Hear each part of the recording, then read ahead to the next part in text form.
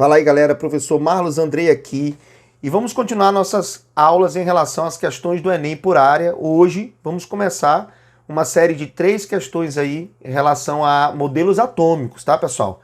E o Enem, ele gosta muito de cobrar essa relação dos modelos atômicos, fazendo uma comparação entre os modelos antigos e os modelos modernos e a aplicação disso no dia a dia. Nessa questão diz o seguinte, questão de 2019.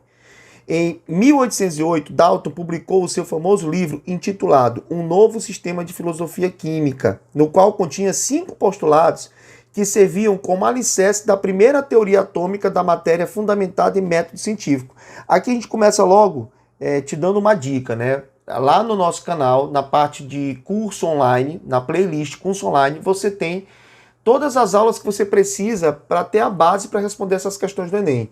E nossa aula lá de modelos atômicos, vou deixar aqui o link embaixo na descrição, para que você possa se aprofundar nesse conteúdo de modelos atômicos, tá? Então assista essas aulas primeiro lá, depois você segue na sequência de questões que nós vamos resolver. E o que nós temos aqui, pessoal? Nós temos uma questão que fala do primeiro modelo científico. Depois da ideia de átomo com Leucipo e Demócrito, o primeiro modelo, 1808, que foi comprovada a existência do átomo, foi o modelo de Dalton. Mas foi um modelo muito rudimentar, foi um modelo onde ele considerava o átomo uma pequena esfera maciça, indivisível e indestrutível, que ele chamou isso aqui de modelo da bolinha de bilhar. Desse modelo até o modelo atual, que é o chamado modelo orbital, nós passamos pela descoberta dos elétrons com Thomson, onde Thomson ele diz que o átomo era formado por uma esfera positiva, cheia de elétrons sobre a sua superfície, como se fosse um pudim de passas. Então esse modelo ficou conhecido como modelo do pudim de passas. Depois de Thomson, houve a descoberta do núcleo e da eletrosfera. Isso aqui já foi o modelo de Rutherford. Depois de Rutherford, eu tive a divisão da eletrosfera em níveis de energia, as camadas eletrônicas, que já foi o modelo de Bohr. Depois do modelo de Bohr, nós temos a descoberta dos subníveis, que seriam as órbitas elípticas. Aí eu já tenho o modelo de Sommerfeld.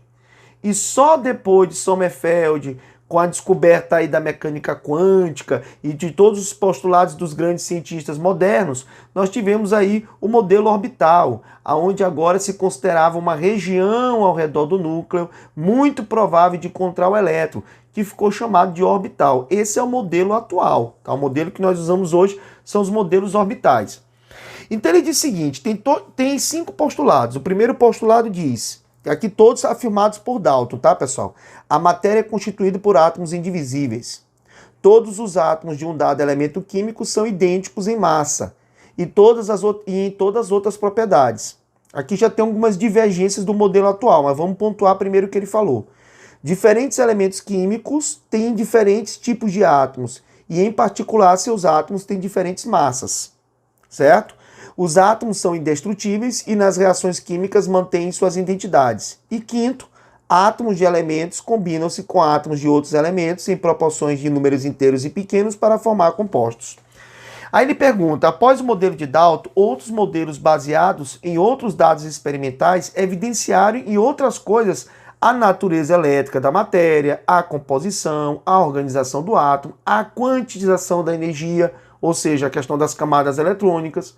Então, com base no modelo atual, esse modelo que tem todas essas teorias, quais dos postulados ou qual dos postulados de Dalton ainda é considerado correto? Então, deixa eu apagar esse resuminho que eu fiz aqui, ó, tira um print aí para você ter essa sequência, mas isso tem lá nas nossas aulas do curso online, tá? Então deixa eu apagar isso aqui. Pessoal, vamos lá. Vamos pôr a assertativa. A primeira, a matéria é constituída de átomos indivisíveis. Ora, nós sabemos hoje que os átomos eles podem sofrer divisão, né? Nós temos aí a fissão nuclear, né? O urânio se divide em césio, em outros elementos radioativos, no decaimento radioativo. Então, hoje esse conceito não é mais válido, né? Sabemos que os átomos são divisíveis. E olha, Thomson já tinha dito isso posterior a Dalton, quando ele descobre o elétron.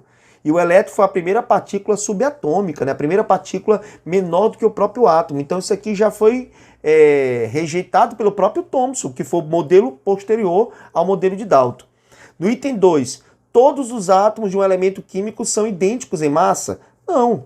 Ora, nós temos o elemento hidrogênio, que tem massa 1, esse elemento de massa 1, esse átomo de hidrogênio de massa 1 é chamado de prótio. Nós temos o hidrogênio, que é o elemento hidrogênio, mas tem massa 2, então são átomos diferentes do mesmo elemento, porque o que define um elemento? É o número de prótons. Então, no caso, tendo o mesmo número de prótons, é o mesmo elemento, mas isso não quer dizer que são átomos iguais. Então, veja, são átomos do mesmo elemento, mas o prótio e o deutério têm massas o quê? Diferentes.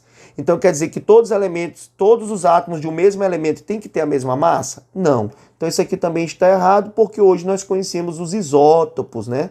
Então, se hoje existe o conceito de isótopos, quer dizer que são átomos que pertencem ao mesmo elemento, mas têm massas diferentes. Então, o item 2 também está considerado errado.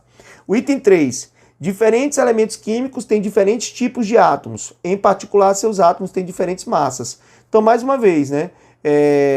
Eu posso ter elementos químicos diferentes com a mesma massa. Por exemplo, eu posso ter aqui o carbono de massa 14 e o nitrogênio de massa 14. Tá? Ah, mas por que, Marlos? O carbono era para ser 12, mas não existe o isótopo de carbono 14? É um elemento diferente do nitrogênio, mas são massas iguais. É o que nós chamamos de isóbaros. Então, os átomos isóbaros são átomos de elementos diferentes, mas que apresentam a mesma massa. Então, aqui também está errado esse conceito em relação ao que nós conhecemos hoje, né? Item 4. Os átomos são indestrutíveis? E nas reações químicas mantém sua identidade? Gente, hoje tem colisor de partículas, né? O HLC, o grande colisor de partículas aí, que hoje faz com que partículas, átomos, colidam um contra o outro, isso destruindo a matéria e transformando isso em pura energia. Então hoje nós conseguimos destruir o átomo e as reações químicas mudam os elementos, então também mudam as identidades. Eu posso ter reação nuclear. Ora, quando o carbono 14 ele emite uma radiação beta, ele se transforma em nitrogênio 14. Então eu tenho aqui, pessoal, uma mudança dos átomos nas reações químicas. Então, na época de Dalton, ele achava que os átomos não poderiam sofrer modificações. E aqui nós estamos vendo pela radiação que sim. E o item 5, átomos de elementos combinam-se com átomos de outros elementos em proporções de números inteiros pequenos para formar composto. Correto. Eu posso pegar o enxofre e combinar com o oxigênio para formar o S. Vamos botar aqui o carbono. Eu posso pegar o carbono, combinar com o oxigênio para formar CO2. Ó. Existe uma proporção de números pequenos formando uma substância composta. Então, átomos de um elemento combinam com átomos de outro elemento em proporções de números inteiros pequenos para formar os compostos. Então, essa aqui é a única proposição que até hoje é aceita aí do modelo de Dalton. Resposta letra E, item 5, tá? Então, se você curtiu esse vídeo, segue a gente aí no nosso canal, marca aí o sininho para receber as notificações e assista a nossa playlist aí da nosso curso online para você ter base para observar essas questões do Enem, tá certo? Forte abraço e até a próxima questão.